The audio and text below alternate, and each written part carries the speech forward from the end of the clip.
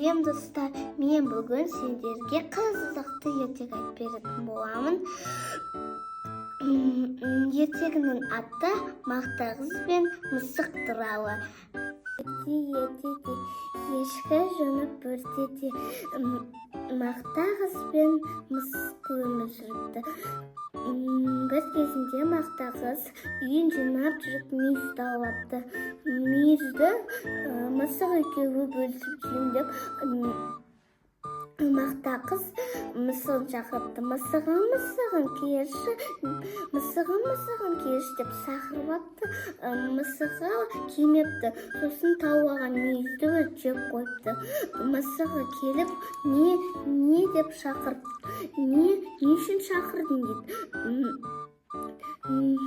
Содан кейін мысық оның сүтін төгіп жіберді. Мақта қыз оның құйрығын жуып жіберді. Сосын мысық айтады, мен Мақта қыз, құйрығымды берші дейді. Сен маған сүт әкеп бер деді Мақта қыз. Мысық барады, сиыр, маған сүт берші дейді. Сен маған, мен қатты қарным ашып тұр, сен маған жапырақ әкеп бер дейді. Мысық ағашқа барады. Ағаш маған жапырақ берші дейді. Ол маған су әкеп бер дейді. Мысық қыздарға барады. Қыздар маған су беріңдерші дейді. Сен бізге сағыз әкеп бер дейді.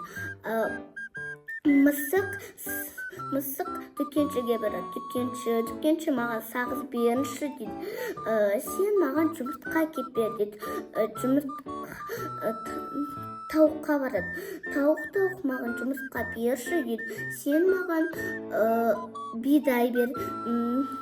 Бір кезінде жүріп келе жатқан кезінде алдына тышқан тауып апты. Тышқан тауып, сен үйінде не бар дейді. Тамақтар бар дейді. Маған жем тауып берші дейді. Үйіне кіріп тауып беріпті. Беріп, ол оны алып тауыққа беріпті. Тауық оған жұмыртқа беріп, жұмыртқаны дүкеншіге беріпті. Дүкенші оған сағыз беріпті. Қыздар оған мысыққа су беріпті. Суды ағашқа апарады. Ағаш оған жапырақ береді. Жапырақты сиырға береді. Сиыр оған сүт береді. Сүтті Мақта қызға апарып береді. Мақта қыз оның құйрығын береді. Сонымен ертегі бітті. Ұнаса лайк басып кетіңдер, подписка жасап кетіңіздер.